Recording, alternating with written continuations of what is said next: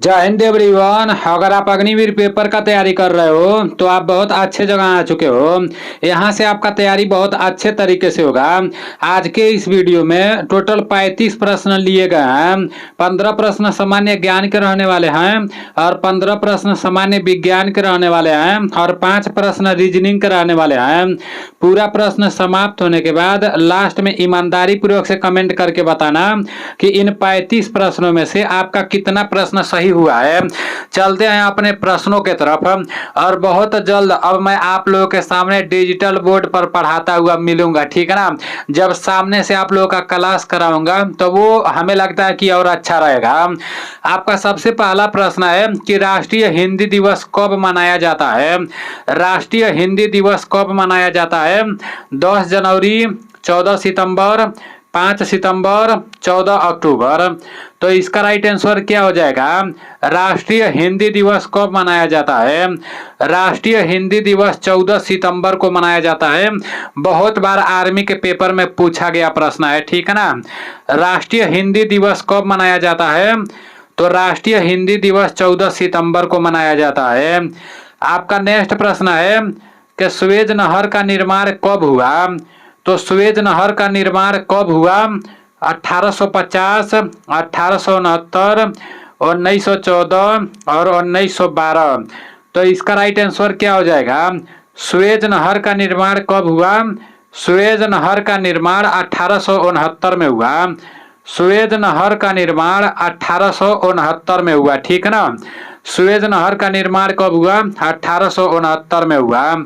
आपका नेक्स्ट प्रश्न है कि भारत के पहले सूर्य मिशन का क्या नाम है। भारत के पहले सूर्य मिशन का क्या नाम है? आदित्य एल1, विक्रम यस, लुपेकस और नाट, इनमें से कोई नहीं। तो इसका राइट आंसर क्या हो जाएगा? भारत के पहले सूर्य मिशन का क्या नाम है? तो भारत के पहले सूर्य मिशन का आदित्य एल1 नाम है, ठीक है ना। नेक्स्ट प्रश्न की तरफ चलते हैं। आपका नेक्स्ट प्रश्न है कि संसद के संयुक्त अधिवेशन की अध्यक्षता कौन करता है। तो संसद के पहले प्रश्न को समझने का कोशिश करना, क्योंकि कुछ ऐसा प्रश्न रहता है जो प्रश्न एकदम समझ नहीं आता है, तो उसी का आंसर याद करने में थोड़ा सा कठिनाई होता है। जो आपको एकदम समझ नहीं आता है ना, उसको एकदम बारीकी से देखना है। संसद के संयुक्त अधिवेशन की अध्यक्षता कौन करता है? उपराष्ट्रपति, प्रधानमंत्री, राष्ट्रपति और नीचे आपका दिया है लोकसभा अध्यक्ष। तो इसका राइट आंसर आपका लोकसभा अध्यक्ष हो जाएगा। लोकसभा अध्यक्ष इज राइट आंसर। संसद के संयुक्त अधिवेशन की अध्यक्षता कौन करता है? तो लोकसभा अध्यक्ष राइट आंसर हो जाएगा। आपका नेक्स्ट प्रश्न है कि हाल ही में रणजी ट्रॉफी 2023 से 24 का खिताब किसने जीता। तो हाल ही में रणजी ट्रॉफी 2023 से 24 का खिताब किसने जीता? आप सभी लोगों को पता होना चाहिए। सर्विस, आर्मी, मुंबई, इनमें से कोई नहीं। तो इसका राइट आंसर आपका मुंबई हो जाएगा, ठीक है ना। करंट अफेयर्स का प्रश्न है, मोस्ट इंपॉर्टेंट प्रश्न है। हाल ही में रणजी ट्रॉफी 2023 से 24 का खिताब किसने जीता? तो मुंबई इसका राइट आंसर हो जाएगा। आपका नेक्स्ट प्रश्न है कि हुमायूंनामा ग्रंथ किसके लेखक हैं। तो हुमायूंनामा ग्रंथ किसके लेखक हैं? गुलबदन बेगम, हमीदा बानो, हुमायूं, इनमें से कोई नहीं। तो इसका राइट आंसर गुलबदन बेगम हो जाएगा। गुलबदन बेगम इज राइट आंसर। नेक्स्ट प्रश्न की तरफ चलते हैं। आपका नेक्स्ट प्रश्न है कि कांग्रेस पार्टी का आजादी के बाद प्रथम अधिवेशन कहाँ हुआ। तो कांग्रेस पार्टी का आजादी के बाद प्रथम अधिवेशन कहाँ हुआ? इलाहाबाद, मेरठ, जयपुर, हरिपुरा। तो इसका राइट आंसर जयपुर हो जाएगा। Jaipur is right answer. Congress party का आजादी के बाद प्रथम अधिवेशन कहाँ हुआ? तो जयपुर इसका राइट आंसर हो जाएगा। आपका नेक्स्ट प्रश्न है कि फूलों वाली घाटी है, फूलों वाली घाटी कौन सी है? नैनीताल, गोरखपुर, शिमला और देहरादून। तो इसका राइट आंसर देहरादून हो जाएगा। फूलों वाली घाटी कौन सी है? तो फूलों वाली घाटी देहरादून है। अभी एक भाई साहब हैं जो पैरा कमांडो में है, मतलब पैरा कमांडो में बहुत पहले जैसे सिलेक्शन ले लिए थे, तो वो हमारे मोबाइल पर फ़ोन कर रहे हैं, बार बार फ़ोन कर रहे हैं, लेकिन मैं तो डू नॉट डिस्टर्ब में डाला हूँ, तो इसलिए ना आप लोगों को पता चल पा रहा है ना उनको पता चल पा रहा है। तो अभी मैं उनसे बात करूंगा। काफ़ी सारे लोग ये भी पूछते रहते हैं ना कि भाई पैरा कमांडो में कैसे सिलेक्शन ले पाऊंगा, पैरा कमांडो में कैसे भर्ती हो पाऊंगा अग्निवीर से। तो हमारे कुछ दोस्त लोग जैसे अग्निवीर से पैरा कमांडो में बने हैं ना, तो उन लोगों से मैं सोचता हूँ कि जब वो लोग छुट्टी पर आएंगे तो पूरा एक इंटरव्यू वाला वीडियो लेकर, जैसे वीडियो बनाकर अपने नीलेश ब्लॉग वाले चैनल पर डाल दूंगा। बस आप लोग पढ़ाई करते रहो, बाकी आगे का रास्ता दिखाने के लिए मैं तो हूँ ही, ठीक है ना। आपका नेक्स्ट प्रश्न है कि वर्तमान में तमिलनाडु के मुख्यमंत्री है, वर्तमान में तमिलनाडु के मुख्यमंत्री कौन है? तमिलिसाई सौंदरराजन, आर.एन. रवि, फागू चौहान और ला गणेशन। तो इसका राइट आंसर क्या हो जाएगा? इसका राइट आंसर आर.एन. रवि हो जाएगा। R N. Ravi is right answer. Next प्रश्न की तरफ चलते हैं। आपका नेक्स्ट प्रश्न है कि तराइन का द्वितीय युद्ध किस वर्ष में हुआ? तो तराइन का द्वितीय युद्ध किस वर्ष में हुआ? 1191, 1192, 1193, 1194। इसका राइट आंसर 1191 हो जाएगा। तराइन का द्वितीय युद्ध किस वर्ष हुआ? तो तराइन का द्वितीय युद्ध 1191 में हुआ, ठीक है ना। तराइन का द्वितीय युद्ध 1191 में हुआ। आपका नेक्स्ट प्रश्न है कि अहमदाबाद का प्राचीन नाम है, अहमदाबाद का प्राचीन नाम क्या है? उत्कल, नेफा, कर्णवती, कामरूप। तो इसका राइट आंसर क्या हो जाएगा? इसका राइट आंसर कर्णवती हो जाएगा। Karnavati is right answer. Ahmedabad का प्राचीन नाम कर्णवती है, ठीक है ना। आपका नेक्स्ट प्रश्न है भूटान देश का राष्ट्रीय खेल क्या है? भूटान देश का राष्ट्रीय खेल जानने से पहले भारत का राष्ट्रीय खेल के बारे में भी आप लोगों को पता होना चाहिए। तो भारत का राष्ट्रीय खेल कौन सा है? हॉकी है, ठीक है ना। ये आप लोगों को पता होना चाहिए। आपका यहाँ पर बोला गया है कि भूटान देश का राष्ट्रीय खेल है कबड्डी, फुटबॉल, तीरंदाजी, बैडमिंटन। तो इसका राइट आंसर तीरंदाजी हो जाएगा। भूटान देश का राष्ट्रीय खेल तीरंदाजी है, ठीक है ना। भूटान देश का राष्ट्रीय खेल तीरंदाजी है। आपका नेक्स्ट प्रश्न है कि गणकौर किस राज्य का प्रमुख त्योहार है? गणकौर किस राज्य का प्रमुख त्योहार है? बिहार, पंजाब, राजस्थान और महाराष्ट्र। तो इसका राइट आंसर राजस्थान हो जाएगा। Rajasthan is right answer.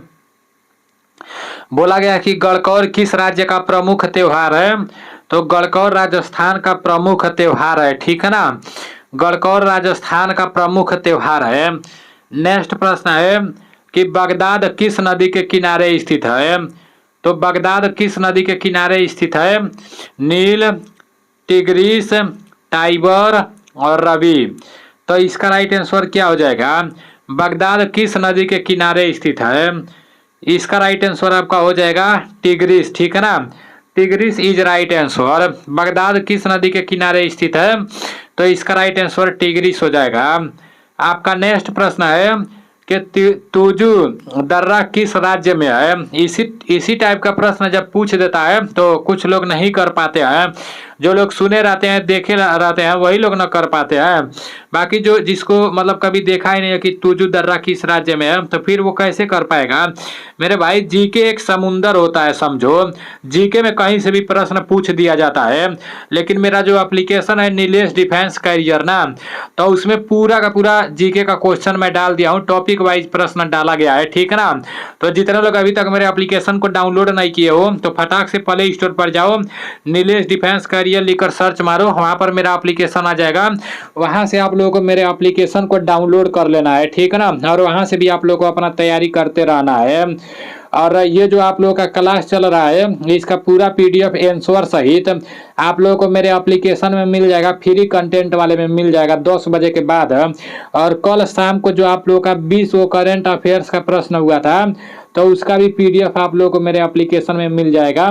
तो उन सब पीडीएफ को एक बार आप लोगों को पढ़ लेना है, ठीक है ना, वीडियो देखने के बाद। तो तुजु दर्रा किस राज्य में है? अरुणाचल प्रदेश, हिमाचल प्रदेश, जम्मू कश्मीर और मणिपुर। तो इसका राइट आंसर मणिपुर हो जाएगा। Manipur is right answer.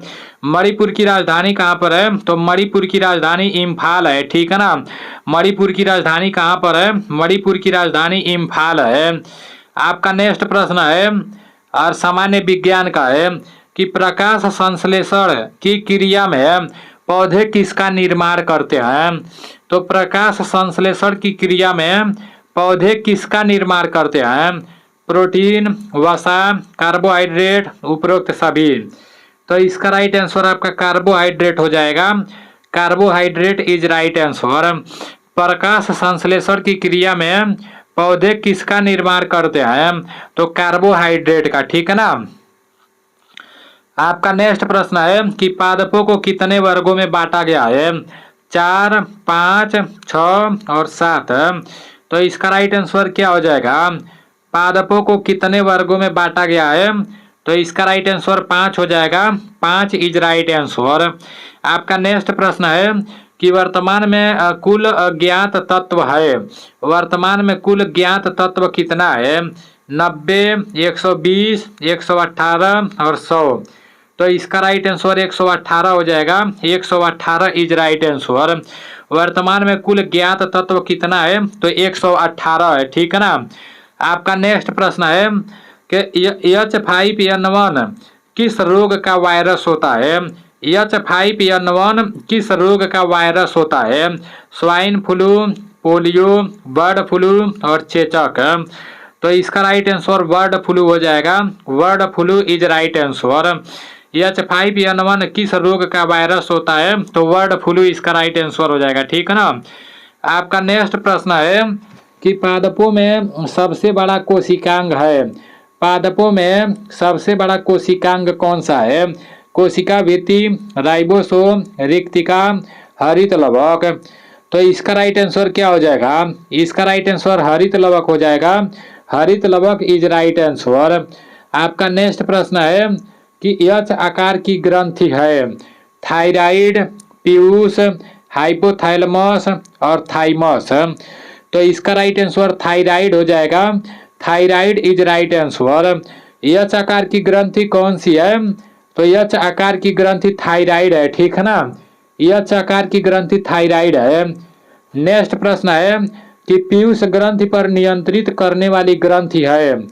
तो पीयूष ग्रंथि पर नियंत्रित करने वाली ग्रंथि कौन सी है? पीनियल ग्रंथि, थायराइड ग्रंथि, हाइपोथैलेमस और एड्रिनल। तो इसका राइट आंसर क्या हो जाएगा?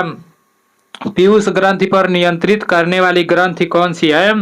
इसका राइट आंसर हाइपोथैलेमस हो जाएगा। Hypothalamus is right answer. आपका नेक्स्ट प्रश्न है कि मूत्र का हल्का पीला रंग किसके कारण होता है? तो मूत्र का हल्का पीला रंग किसके कारण होता है? केराटिन प्रोटीन, यूरोक्रोम वर्णक और बिलीवार्डिन और बिलीरुबिन। तो इसका राइट आंसर क्या हो जाएगा? इसका राइट आंसर यूरोक्रोम वर्णक हो जाएगा। यूरोक्रोम वर्णक इज राइट आंसर। आपका नेक्स्ट प्रश्न है कि मानव मूत्र में यूरिया होती है 2%, 3%, 5%, 8%। तो इसका राइट आंसर 2% हो जाएगा। मानव मूत्र में कितने प्रतिशत यूरिया होती है? तो मानव मूत्र में 2% यूरिया होती है।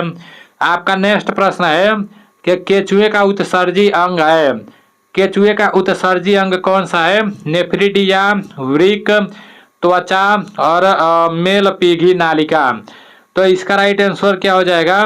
केचुए का उत्सर्जी अंग नेफ्रिडिया होता है। केचुए का उत्सर्जी अंग नेफ्रिडिया है, ठीक है ना। आपका नेक्स्ट प्रश्न है कि शरीर की सबसे सुंदर अस्थि है। शरीर की सबसे सुंदर हड्डी, अस्थि को हड्डी बोला जाता है, तो हड्डी को अस्थि बोला जाता है। शरीर की सबसे सुंदर हड्डी कौन सी है?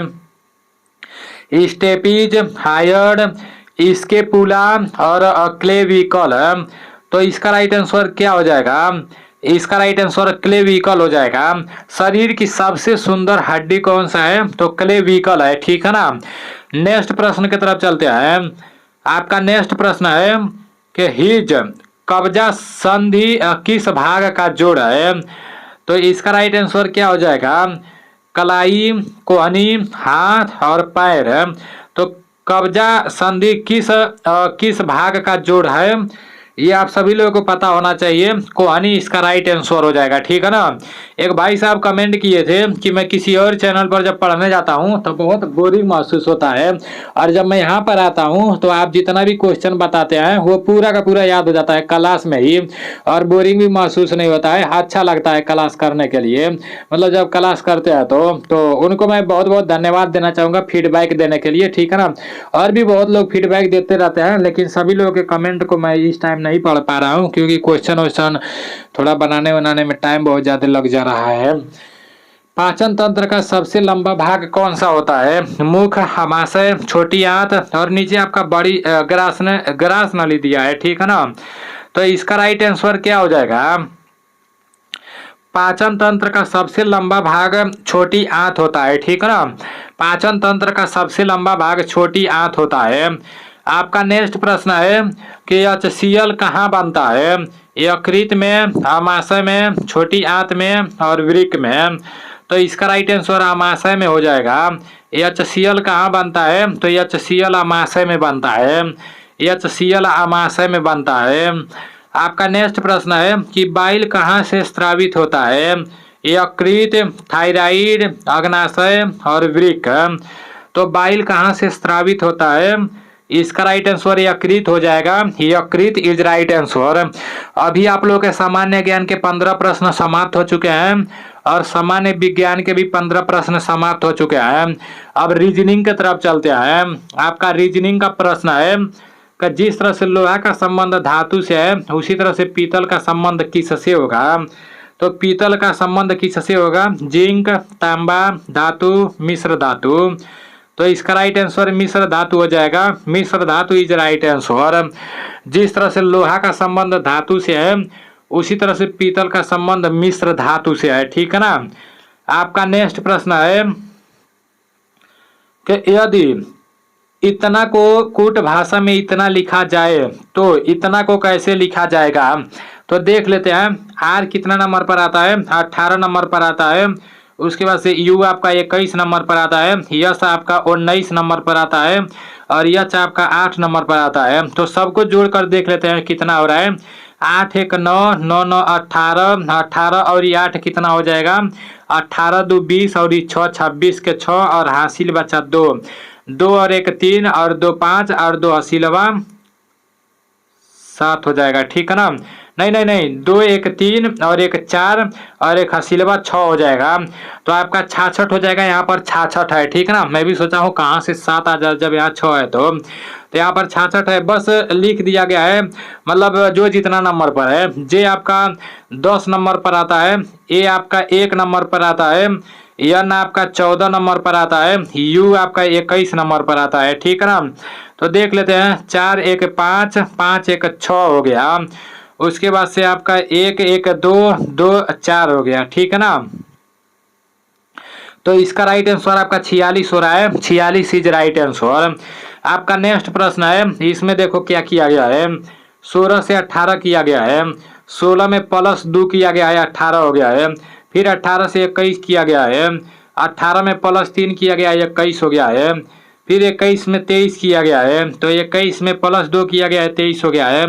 फिर 23 में 26 किया गया है, तो +3 किया गया है, 26 हो गया है। तो आगे +2 कर देंगे। जब 26 में +2 करेंगे तो 28 हो जाएगा। ये रहा आपका 28, ठीक है ना। तो 28 इसका राइट आंसर हो जाएगा। आपका नेक्स्ट प्रश्न है, इसको कैसे करना है ध्यान से आप लोग देखो। कल मैं आप लोगों को रीजनिंग का एक प्रश्न होमवर्क के लिए दिया था, तो कुछ लोग कमेंट किए थे और कुछ लोग नहीं किए थे। तो जितने लोग नहीं किए थे ना, तो वो लोग मकरागिरी ना करें, क्योंकि पेपर नज़दीक आ गया है, ठीक है ना। मतलब जितना भी आपके सामने मैं क्वेश्चन ला कर रखा हूँ उसको आप लोग पढ़ते रहो, और जो मैं पूछ रहा हूँ उसको आप लोग बताते रहो, ठीक है ना। क्योंकि काफ़ी सारे लोग इस बार फौजी बने हैं। वो लोग हमारे पास फ़ोन करके बोलते हैं कि आप जितना भी मतलब जो कुछ ही बोले थे सारा बात मैं फॉलो किया था और मैं फौजी बन चुका हूँ। तो मेरे भाई मैं आप लोगों को कुछ गलत नहीं बताऊँगा, ठीक है ना। आपका यहाँ पर क्या दिया गया है? 500, यहाँ पर 563 रहेगा, 53 नहीं रहेगा। टाइपिंग में मिस्टेक हो गया है, 63 आप लोग कर लेना। यहाँ पर 563 रहेगा, ठीक है ना। 563 रहेगा। तो 563 में क्या किया गया है? प्लस 84 किया गया है। जब 563 में 84 जोड़ोगे ना तो आपका 647 आ जाएगा। आप लोग जोड़ कर देख लो, 563 में 84 जोड़ोगे तो 647 आ जाएगा। उसके बाद से आगे आपका घटा दिया गया है, एक बार जोड़ा गया है एक बार घटाया गया है, ठीक है ना। तो 647 में से कितना घटाएंगे तो 489 आ जाएगा। 84 के दुगुना मतलब 168 घटाएंगे ना तो फिर आपका 489 आ जाएगा। उसके बाद से 489 में कितना जोड़ेंगे तो 815 आ जाएगा। 489 में कितना जोड़ेंगे तो 815 आ जाएगा। तो इसको जानने के लिए हम लोग क्या करते हैं, देखो अभी तो 84 जोड़ा गया है और 168 घटाया गया ना, तो इसको यहाँ पर लिख लेते हैं। प्लस 84 जोड़ा गया है मतलब 84 जोड़ा गया है और माइनस 168 घटाया गया है, ठीक है ना। तो इसको यहाँ पर लिख लेते हैं। अब देख लेते हैं ये जो 479 है ये 815 हुआ है। तो 479 में कितना जुड़ा है तो 815 हो गया है। तो 815 में से इसको घटा लेते हैं, वैसे पता चल जाएगा, ठीक है ना। 815 में से आपका 479 घटा लेते हैं तो 5 में से 9 नहीं जाएगा, इसे 81 लेगा। तो 15 में से 9 जाएगा तो कितना बचेगा 6 बचेगा, ठीक है ना। यहाँ 10 बचा है, 10 में से 7 जा 3 बचेगा। यहाँ 7 बचा है, 7 में से 4 जा 3 बचेगा। तो 336 आगे आपका हो गया है। मतलब 400 जैसे 479 में 336 जोड़ेंगे तो 815 हो जाएगा, ठीक है ना। 336 जोड़ेंगे तो 815 हो जाएगा। अब देखो यहाँ पर एक बात कॉमन देखने को मिल रहा है, आपका 84 84 168 हो जाएगा। 168 168 336 हो जाएगा। तो क्या किया गया 84 जोड़ दिया गया है, फिर इसका दुगुना 168 घटा दिया गया है, फिर इसका दुगुना 336 जोड़ दिया गया है। तो फिर इसका दुगुना मतलब घटा देंगे तो 336 का दुगुना 672 होगा, ठीक है ना। तो 672 815 में से घटा देंगे, 672 815 में से घटा देंगे, ठीक है ना। 672 815 में से घटाएंगे तो 5 में से 2 जाएगा 3, 1 में से 7 नहीं जाएगा तो 11 में से 7 जाएगा 4, उसके बाद से 7 में से 6 जाएगा तो 1 बचेगा। 143 इसका राइट आंसर हो जाएगा, ठीक है ना। उम्मीद करते हैं आप लोग समझ गए होंगे। आपका नेक्स्ट प्रश्न है और लास्ट प्रश्न है, शाम को 7 बजे जो करंट अफेयर्स का प्रश्न आएगा उसको आप लोग को जरूर करते रहना है। ये आपका दिया है सी 3 नंबर पर आता है, वो 15 नंबर पर आता है और आपका एन 14 नंबर पर आता है, ई 5 नंबर पर आता है। तो 5 3 8 8 4 12 12 5 17 के 7 हासिल 1, उसके बाद से 1 1 2 1 हासिल 3, तो 37 आपका पूरा हो गया। ये रहा आपका 37, ठीक है ना। अब देखो यहाँ पर यम लिखा गया है, यम कितना नंबर पर आता है 13 नंबर पर, आई आपका 9 नंबर पर आता है, यस आपका 19 नंबर पर आता है और ई आपका 5 नंबर पर आता है। तो 9 और 3 12 12 8 20 1 21 21 और 5 कितना हो जाएगा 26 के 6 हासिल 2 1 1 2 1 2 हासिल 4, तो 46 इसका राइट आंसर हो जाएगा, ठीक है ना। अभी आप लोगों के टोटल 35 प्रश्न समाप्त हो चुके हैं। इन 35 प्रश्नों में से आपका कितना प्रश्न सही हुआ है ईमानदारी पूर्वक से कमेंट करके बताना। और जिस दिन डिजिटल बोर्ड लग जाएगा तो पूरे 50 प्रश्नों का आपका मॉक टेस्ट होगा, ठीक है ना। और जो मेरे एप्लीकेशन में है तो उसका भी मैं पूरा का पूरा सॉल्यूशन दे दूंगा यूट्यूब पर, ठीक है ना। तो चलो ठीक है, मिलते हैं अगले वीडियो में। जय हिंद, वंदे मातरम।